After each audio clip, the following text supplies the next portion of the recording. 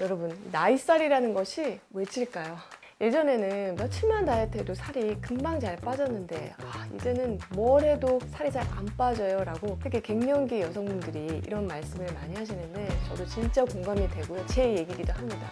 심지어는 나이가 들면서 근육은 줄고 그 무게만큼 지방이 채워져서 몸무게는 똑같아도요 몸이 달라지는 경우도 많습니다.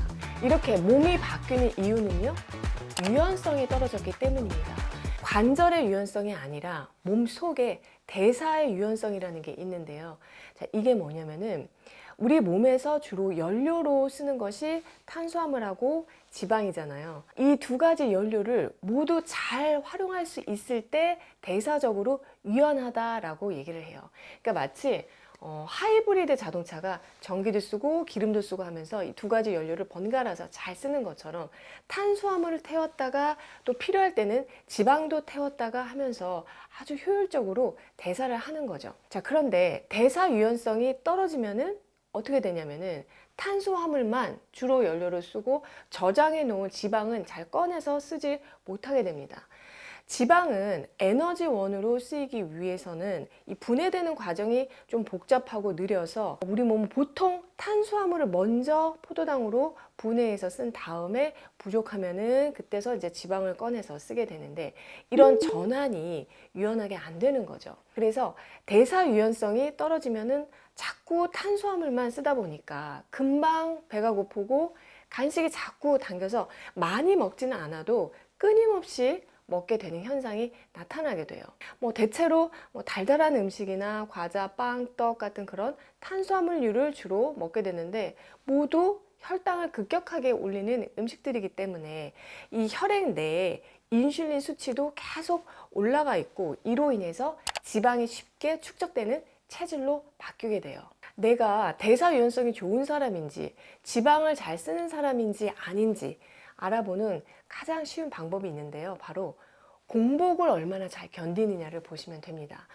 지방을 잘 꺼내서 쓰는 사람은 하루 종일 굶어도 배는 좀 고플지언정 막 죽을 것 같다 이런 느낌은 들지 않아요. 지방을 계속 연료로 잘 태우고 있기 때문이죠. 자, 그리고 공복 상태에서 한두 시간 정도 운동하는데도 큰 문제가 없습니다.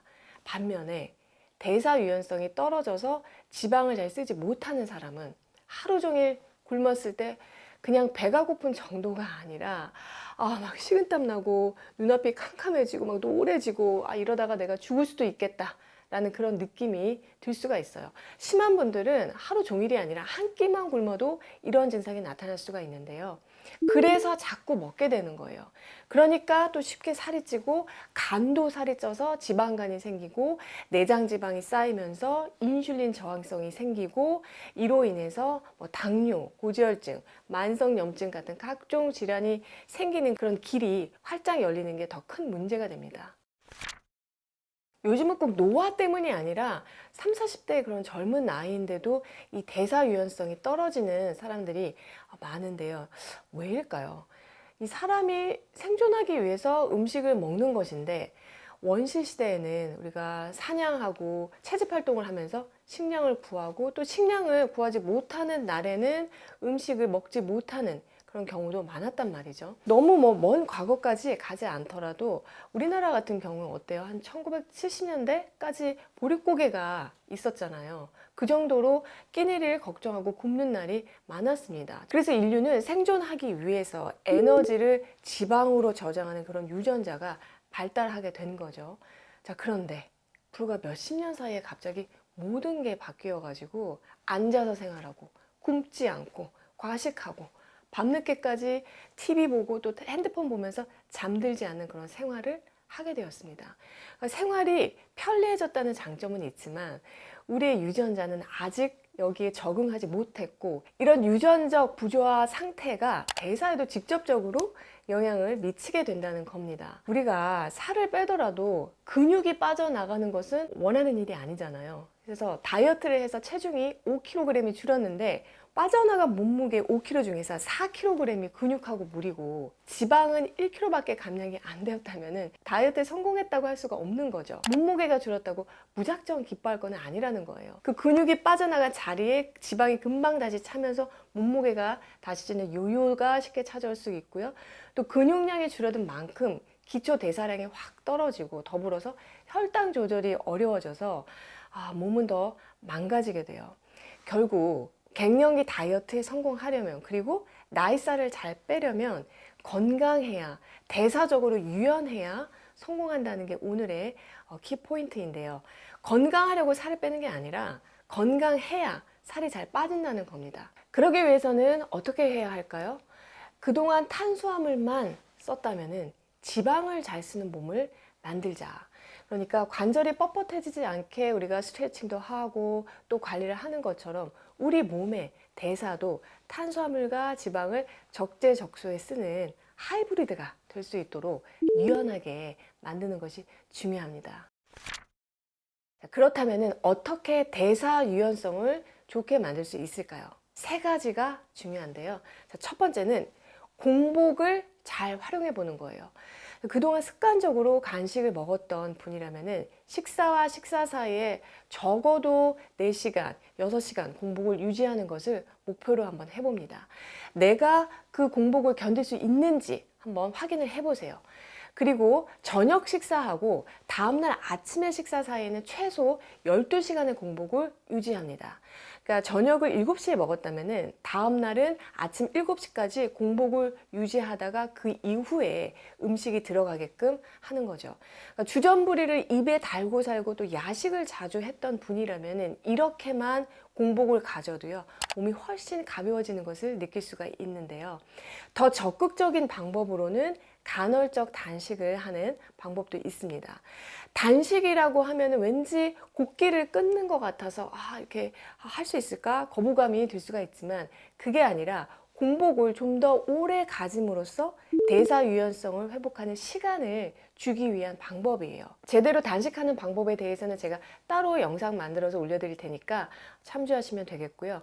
대사 유연성을 좋게 하기 위해서 두 번째로 중요한 것은 잘 먹는 겁니다. 공복을 유지할 때는 공복을 유지하지만 아닐 때는 무조건 잘 드셔야 해요. 간헐적 단식을 하면서 너무 단식에만 집착을 하고 또 먹을 때도 막 조금만 먹는 분들이 있는데, 자, 이렇게 하게 되면은 우리 몸이 이거 음식이 점점 적게 들어오네 하고 이거 비상사태라고 인식을 할 수가 있습니다. 그래서 조금만 먹어도 에너지를 막 저장하려고 하기 때문에 살이 오히려 잘 빠지지 않고 대사 유연성도 점점 더 떨어지는 경우가 있어요. 그래서 내 활동량에 적합한 충분한 양의 음식을 잘 챙겨 먹는 것이 굉장히 중요하고요. 그래야 근육 손실도 예방할 수가 있고요.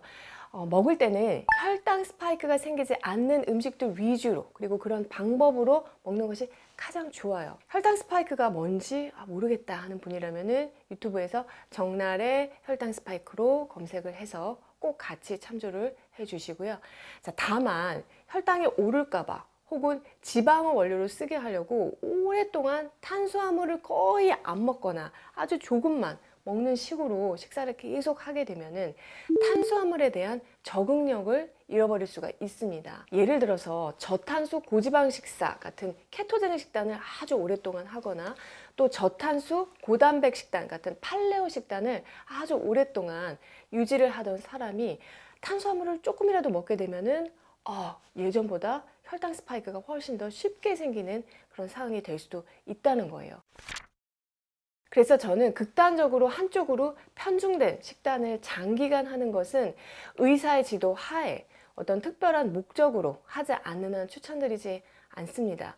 그러니까 케톤식을 하더라도 하루 칼로리의 약 한 70%를 지방으로 채우고 또 나머지는 단백질 등으로 이렇게 채우는 그런 식사를 5일 정도 했다면은 하루나 이틀 동안은 지방량은 줄이고 탄수화물은 또 충분히 섭취하는 것이 좋고요. 이렇게 번갈아 가면서 식단을 해야 우리 몸이 이용할 수 있는 모든 연료를 사용하는 그런 방법들을 배우게 되면서 대사적으로도 유연성을 잃어버리지 않을 수가 있어요. 대사 유연성을 좋게 하기 위해서 꼭 해야 하는 거 마지막인데요. 바로 운동입니다. 그런데 운동 강도하고 종류를 조절하면은 조금 더 지방을 잘 쓰는 몸을 만들 수가 있어요. 자, 지방은 우리가 운동하자마자 바로 소모되기 시작하는 게 아니라 탄수화물이 지방보다는 먼저 사용이 됩니다. 그래서 고강도 운동을 짧게 10분 하고 금방 이렇게 지치는 것보다는 중강도 정도의 운동을 길게 20분 이상 하는 것이 지방을 태우는 데 있어서는 훨씬 더 효과적이에요. 또 근력 운동은요, 탄수화물을 주로 에너지원으로 쓰게 되고 유산소 운동은 지방을 좀 더 많이 쓸 수가 있거든요. 그렇기 때문에 지방을 조금 더 잘 태우려면은 근력 운동을 순서적으로 먼저 좀 하고 그 이후에 유산소 운동을 하는 것을 추천드립니다. 자, 그렇지만은 여러분 뭐니 해도 꾸준히 하는 것이 가장 중요하고, 특히 간헐적 단식 다이어트를 하는 기간에는 조금이라도 평소보다 더 움직여주고 또 운동에 집중을 하면요, 정말 시너지 효과가 확 나면서 지방을 꽉 쥐어짜는 그런 몸으로 만들어집니다. 오늘 내용을 다시 한번 정리하면, 예전보다 살이 너무 잘 쉽게 찌거나 또 다이어트를 해도 살이 잘 안 빠진다면 내가 혹시 대사 유연성이 떨어지고 있는 것은 아닌지 확인해 보시고요.